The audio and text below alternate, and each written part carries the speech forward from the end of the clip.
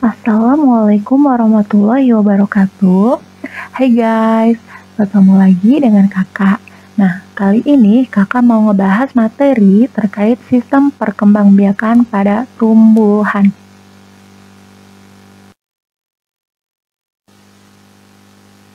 Nah, pada materi ini apa aja yang akan kita bahas? Yang pertama, perkembangbiakan pada Angiospermae. Yang kedua, perkembangbiakan pada Gymnospermae. Yang ketiga, perkembangbiakan pada lumut dan paku. Yang keempat, teknologi reproduksi pada tumbuhan.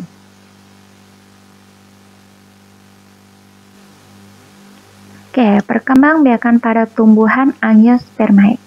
Nah, Angiospermae merupakan tumbuhan yang bakal bijinya tertutup oleh bakal buah.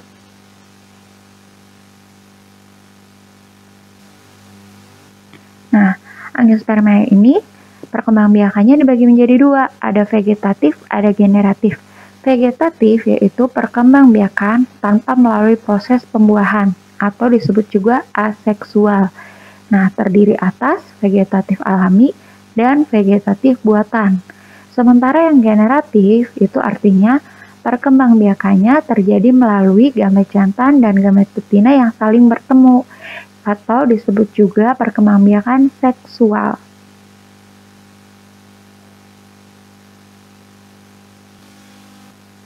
Nah, berikut adalah contoh vegetatif alami. Yang pertama ada rizoma. Rizoma adalah modifikasi batang yang menjalar di dalam tanah dan bercabang. Lalu ada gerage atau stolon, yaitu bagian batang yang menjalar di atas permukaan tanah.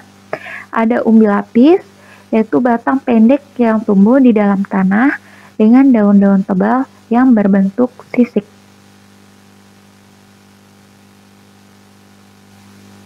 Lalu berikutnya ada umbi batang, yaitu bagian batang yang tumbuh di dalam tanah dan ujungnya menggembung. Tunas, bagian tumbuhan tumbuh menjadi individu yang baru. Tunas adventif, tunas yang tumbuh pada bagian tubuh individu dewasa. Nah, pada daun contohnya cocor bebek, dan pada akar contohnya ada cemara, sukun, dan pohon kersen.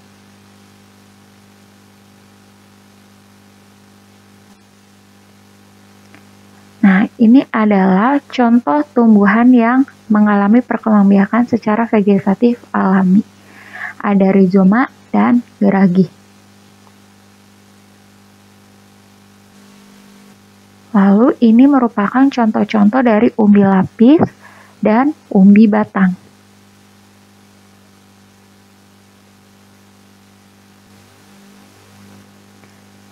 Terakhir, ini merupakan contoh dari tunas dan tunas adventif.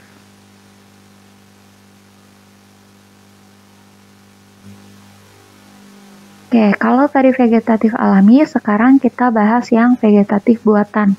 Buatan artinya ada campur tangan manusia di sini. Nah, di sini meliputi apa aja? Yang pertama ada cangkok. Cangkok ini dilakukan pada tumbuhan yang punya kambium atau kayu, menghasilkan tanaman dengan sifat yang sama seperti induknya dan cepat berbuah. Tapi akarnya tidak kuat karena sistem akarnya itu serabut. Lalu ada merunduk. Merunduk adalah cara menanam tumbuhan dengan membengkokkan atau membenamkan bagian batang atau cabang suatu tumbuhan ke dalam tanah. Dilakukan pada tanaman dengan cabang yang panjang dan lentur. Kenapa harus lentur? Biar saat dibenamkan itu dia nggak patah. Lalu ada stek. Stek itu adalah memotong bagian tanaman untuk ditanam sehingga terbentuk individu baru. Oke, berikut ini adalah ilustrasi dari cara vegetatif buatan mencangkok, merunduk, dan juga stek.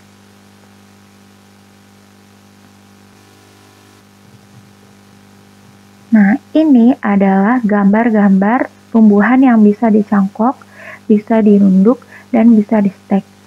Contoh yang bisa dicangkok ini ada jeruk, mangga, dan juga jambu. Sementara yang bisa dilakukan dengan cara merunduk itu ada stroberi, terus ada alamanda, Nah, kalau yang stek itu ada lidah mertua, lidah buaya, sama cocor bebek.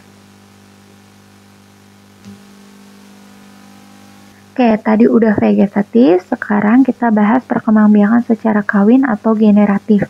Nah, generatif atau secara kawin berarti butuh yang namanya alat kelamin. Nah, alat kelaminnya tumbuhan adanya di mana? Adanya di bunga, baik itu jantan maupun betina. Nah, berikut adalah foto bagian-bagian dari bunga.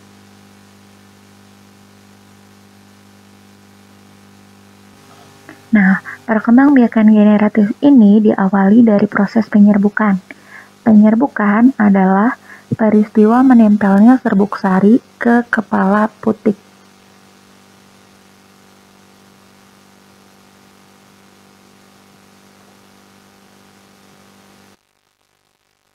Nah, ada jenis penyerbukan berdasarkan perantaranya.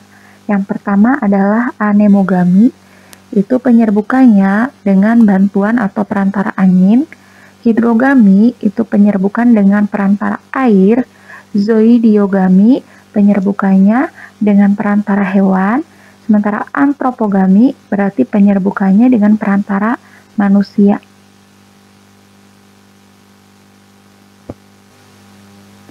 Oke, yang zoidiogami sendiri itu dibagi menjadi beberapa bagian lagi. Yang pertama ada entomogami. Nah, entomogami ini dengan bantuan serangga. Cirinya itu bunga harus punya warna yang cerah dan mencolok, serta serbuk sarinya lengket, contohnya itu bunga mawar. Nah, kalau ornitogami berarti dibantu oleh burung. Cirinya bunga punya mahkota yang bentuknya seperti trompet, contohnya bunga dadap. Ada lagi kiropterogami. Nah, kalau ini penyerbukannya dibantu sama kelelawar. Contohnya itu kaktus. Kenapa? Karena kaktus bunganya itu mekar saat malam. Terus ada malakogami.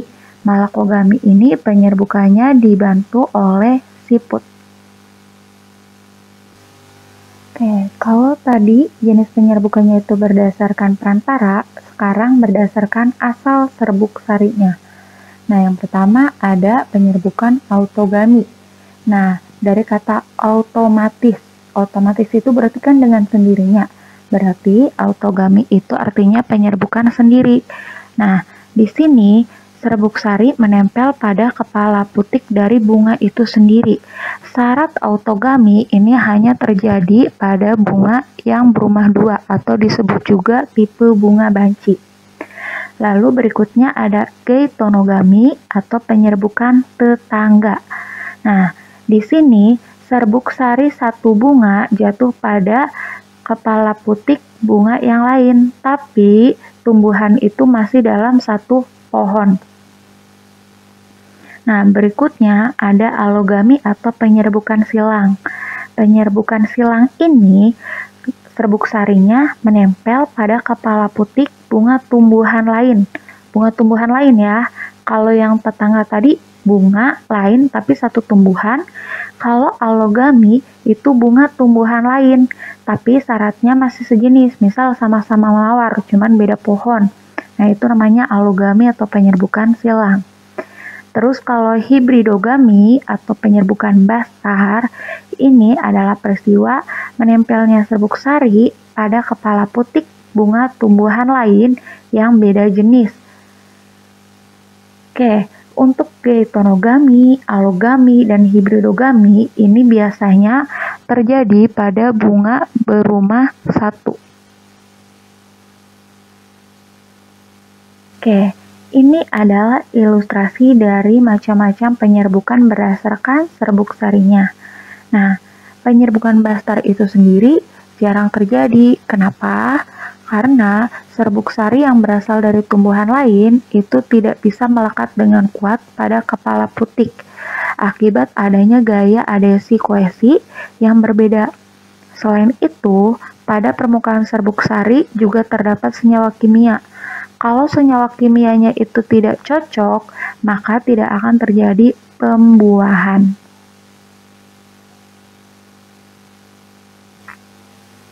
Oke, berikutnya setelah terjadi penyerbukan akan terjadi proses fertilisasi. Nah, pada proses fertilisasi ini, inti sel generatif 2 akan membuahi dua inti kandung lembaga sekunder sehingga menghasilkan cadangan makanan yang disebut endosperma.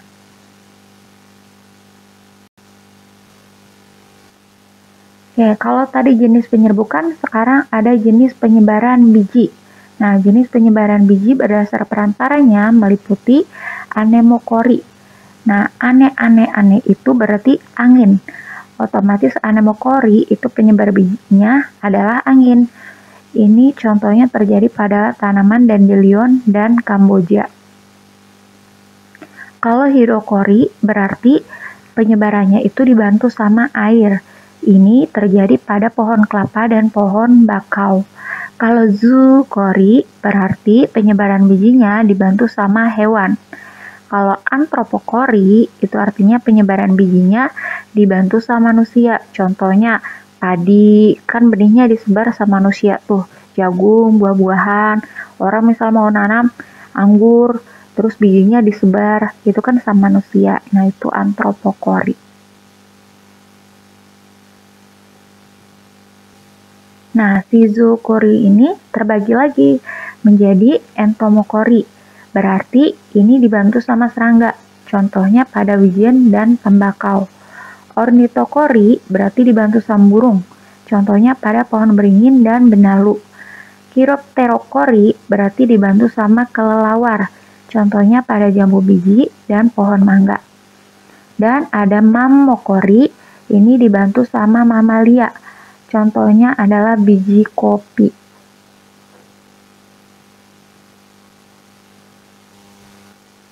Oke, kalau tadi Angiospermae, sekarang kita bahas perkembangbiakan pada tumbuhan Gymnospermae.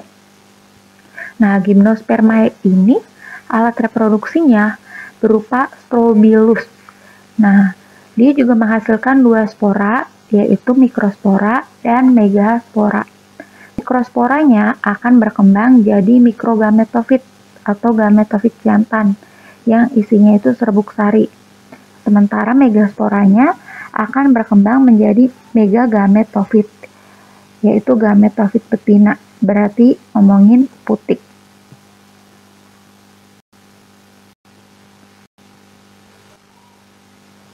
Nah, lanjut ada perkembangbiakan pada lumut dan paku. Perkembangbiakan generatif dan perkembangbiakan vegetatif pada lumut dan paku berlangsung secara bergiliran melalui suatu pergantian keturunan yang namanya itu metagenesis. Nah, ini adalah proses metagenesis dari tumbuhan lumut. Berawal dari spora, spora kemudian menjadi protonema, protonemanya akan menjadi gametofit. Nah, gametofit ini akan membelah menjadi archegonium dan antheridium. Archegonium akan menjadi sel telur, sementara antheridium akan menjadi spermatozoid. Lalu, sel telur dan spermatozoid ini akan melakukan fertilisasi dan menghasilkan zigot. Zigotnya berkembang menjadi sporofit atau sporogonium, dan sporogonium ini akan berkembang menjadi sporangium. Lalu siklusnya akan kembali ke spora. Oke, selanjutnya ada metagenesis pada tumbuhan paku. Nah, ini hampir sama kayak lumut, cuman bedanya setelah proses spora itu terbentuk yang namanya protalium, bukan protonema. Selebihnya itu hampir sama.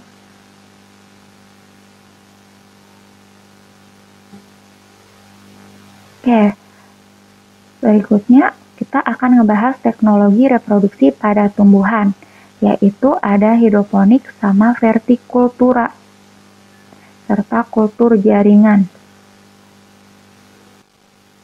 Nah, hidroponik, apa itu hidroponik? Hidroponik itu budidaya tanaman dengan menggunakan air. Nah, tanamannya akan menyerap nutrisi yang terlarut dalam air untuk tumbuh. Berikutnya adalah vertikultura. Vertikultura ini hampir sama sebenarnya kayak yang tadi hidroponik. Cuman ini dibuat instalasi bertingkat sehingga kalau vertikultura ini cocok diterapkan di daerah perkotaan yang lahannya itu sempit.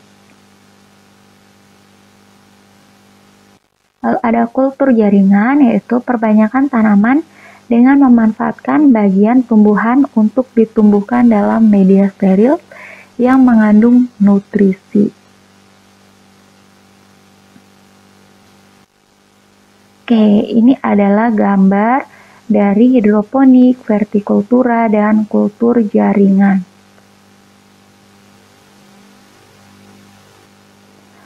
Oke guys, thanks for watching this video. Stay tuned. Dan assalamualaikum warahmatullahi wabarakatuh.